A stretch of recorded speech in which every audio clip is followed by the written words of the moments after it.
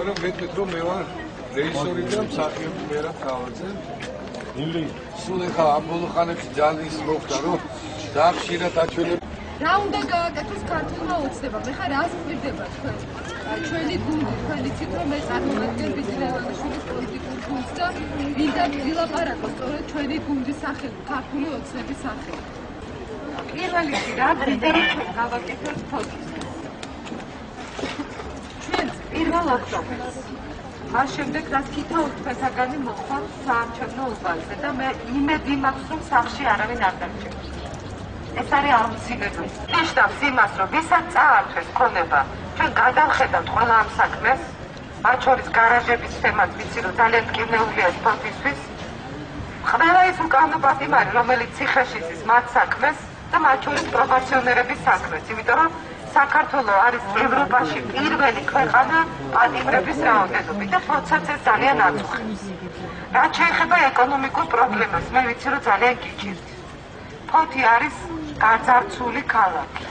ეს უნიკალური ქალაქი, რომელსაც აი დღესაც რომ დავდიოდით და ნახეთ ძალიან ბევრი ადგილი მარტაყვაშიც, ცენტრშიც, გარეუბნებშიც ვიყავით ძალიან ბევრი ბიარებს და ბევრი ადგილი მოვინახული ესეთი, რომელსაც ძალიან დიდი ტრადიცია აქვს.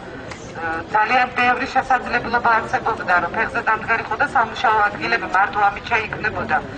ეს ამ ქალაქს აქვს განსაკუთრებული მდებარეობა.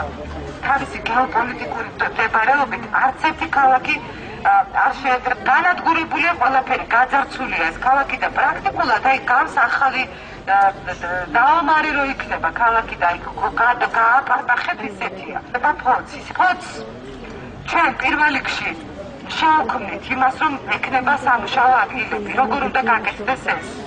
ბიზნესის ხელშეწყობით ბიძინა-ივანიშვილმა, რომელმაც 12,000-ზე მეტი სამუშაო ადგილი უკვე შექმნა ერთმა ადამიანმა, ძალიან კარგად იცის ბიზნესის ხელშეწყობა როგორ არის საჭირო.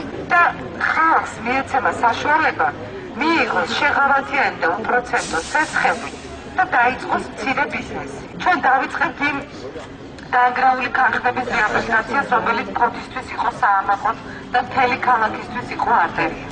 ჩვენ გადავხედავთ პორტის საკითხს. პორტი, რომელიც წაართვეს ფოთს და ეხლა რომ ფოთელები ვერ გადიან ზღვაზე გასასვლელი რო არა. პორტის შემოსავლის ნაწილი რომ შემოდიოდეს, მარტო ის ეყოფა ამ ქალაქს. ჩვენ ასევე გავაკეთებთ იმას, რომ ჯანდაცვა იქნება ყველასთვის უფასო. პენსიები გაიზრდება და ის გახდება საარსებო მინიმუმზე მეტი. კომუნალური გადასახადები გადაიხედება და ჩვენ ამდენს, რასაც ვიხდით ახლა კომუნალურ გადასახადებში, ეს არის უსამართლო. აი გამობრძანდნენ ხელისუფლების წარმომადგენლები და გასცე პასუხი კითხვებზე, რატო არის რომ არც ერთი დაპირება მათ არ შეუსრულებია. სად არის ის 20,000 სამუშაო ადგილი სააკაშვილი ოფიტებოდა ფოთს და 450 ქარხანა, რაც იყო ისიც დაანგრიეს. და მოგვარებთ იმას, რომ წყალი ქონდეს ფოთს, გზები ქონდეს ფოთს, გაყვანილობები ქონდეს და რომ წვიმს ეზოებში ტბები არ დგებოდეს, რომ სახლში არ გაწვიმდეთ. აი ეს ყველაფერი ადგილობრივი ბიუჯეტის მოსაგვარებელია, მაგრამ ამისთვის არის საჭირო ადამიანი, რომელიც ფოთზე იზრუნებს. გავაკეთებთ იმას, რომ ფოთს ეკრება კინოც, თეატრიც და როგორც იყო ეს ქალაქი განსაკუთრებით კულტურის ცენტრი, განათლების ცენტრი, ფოთს ეს ყველაფერი ეკრება.